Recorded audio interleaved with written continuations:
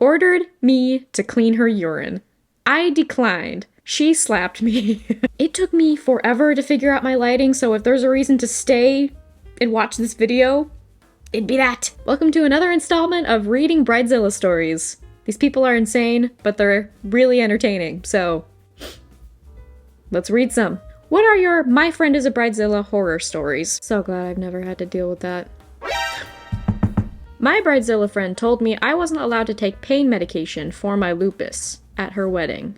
What? You are the worst kind of person. She was afraid I'd be too out of it to perform my maid of honor duties. She's not drinking her brains out. What? 9 a.m. to 7 p.m. is a long time to be on your feet without a break and without pain meds. I sent them off to their honeymoon and drove the 8 hours home in misery. Bless your little heart. You've got to be kidding me. That's literally awful. She did not deserve you sending them off in their honeymoon, and she did not deserve you being there. I hope you're doing well. Lupus is very real. Take it seriously. Would she have known if you took them anyway? And even if you did, what was she gonna do? Pump your stomach? Really? I hope you took them anyway, because that's ridiculous. A good friend of mine was a bridesmaid for a girl who had lost her mind over the course of her planning in her pursuit of ceremonial perfection. Her escalating decrees included her decrees: I am the Bridezilla queen and you must listen to me. No bridesmaid was allowed to wear pink makeup because the bride didn't like it. Weird request, but okay. My friend has dark brown skin and pinks were pretty much the only colors that would work for her. Of course, the one color she felt comfortable in, that she felt looked good on her, the bride's like, no. The bridesmaids had to coordinate their heel height so they would all appear to be the same height. Ugh, another one of these? My friend was 5'2", the tallest bridesmaid 5'9". She wanted my friend to wear 7-inch stilettos for an outdoor wedding, no less. Oh, of course, she has to trudge. She must trudge the grassy field just to get to your wedding. The bride expected all of her bridesmaids to abstain from eating. Night before surgery style until after the wedding was over so that there was no unsavory stomach bulges. Observe. You will get the stomach bulge. And you will like it. My personal favorite. The bride wanted all the bridesmaids to stay in a tent in her backyard for the night following the wedding, so they would be early to set up for the present opening. This is not camp. Give them real beds. If someone came up to me and went like, yeah, you're gonna sleep in a tent, I'm gonna go stay in a hotel room. Screw you. I had to talk my friend off the ledge for a couple of those. She abstained from number 1, 3, and 4, and I don't think she was able to find suitable shoes to comply with 2. I can't blame her. Apparently, the bride received swift karmic... is that a word? Justice anyway. She went with number 3 for herself, but opted to calm her nerves by front-loading before the ceremony. She was drunk for her vows, and ultimately puked down the front of her dress. So much for perfect. And no one stayed in tents. Sweet justice. The only thing that would make that more amazing is if this was the same bride that refused to let her maid of honor take her lupus medication, worrying that she was too out of it, and then she just shows up drunk. I'm a dude, but this was just too terrible not to share. I love how he prefaces that with I'm a dude, as if that is already like invalidation to share a go away, a dramatic story about a bridezilla. Doesn't matter what gender you are. They are all welcome. My girlfriend was a bridesmaid for her friend a few years ago. The bride was 2 hours late to her own rehearsal. This was very aggravating to all the professional staff at the church who were required to be there. Yeah.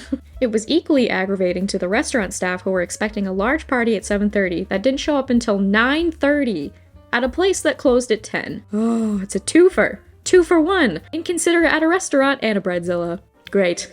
They refused to serve us any alcohol as a result, and I think her dad had to end up paying them a big fee for the incurred overtime and lost business from renting the place out, but leaving it empty on a Friday night. And when I thought it couldn't get any worse, she was 90 minutes late for her own wedding because she was getting her hair done.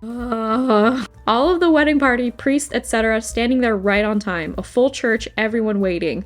After 30 minutes, those standing up decided to sit down and they announced that the bride would be there shortly. Or longly. Because that was 30 minutes in, there were still 60 more minutes after that. An hour.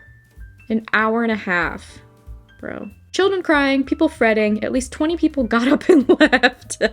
Could you imagine if that was the, like, important people? Like, the family members, they're like, I'm done with this. I wanted to and would have if it weren't a friend of mine. She finally arrives, gets scolded at by the wedding planner, the priests, her parents, everyone. Doesn't even apologize. Wow! The audacity! Just interrupts everyone trying to talk to her to say, "Excuse me, but this is my wedding and I needed my hair to be perfect." She wanted all her bridesmaids to gain weight. My sister-in-law asked her bridesmaids, me included, to gain 5 to 10 kilos to make her look better in comparison. Edit. Sorry, I'm Australian and went to bed right after I answered this.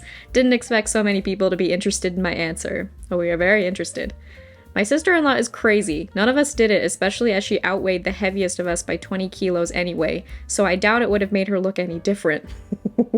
She was super serious and threatened to replace us all if we didn't, but my SO talked her down. Honestly, should have carried out on her threat. Instead of talking her down, just let her fumble. Let her kick everyone out, because it'll be her fault. She didn't want anyone born out of wedlock at her wedding. What, are you from the 1800s? My best friend's coworker is getting married later this year, and oh man, this girl's got some problems. She's very religious and pure, which, if that's your thing, is fine. Whatever. However, she told my friend last week that she doesn't want anyone at her wedding who was born out of wedlock. Which includes my friend, who was the daughter of a teen mom. Sweetie, do you realize that she has no choice over that? Love thy neighbor. Unless they were born out of wedlock, then totally just F them, they can go straight to hell. Said Jesus never.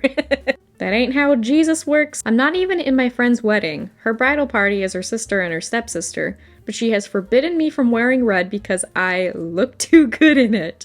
She made this rule up our junior year of high school. You should wear white instead.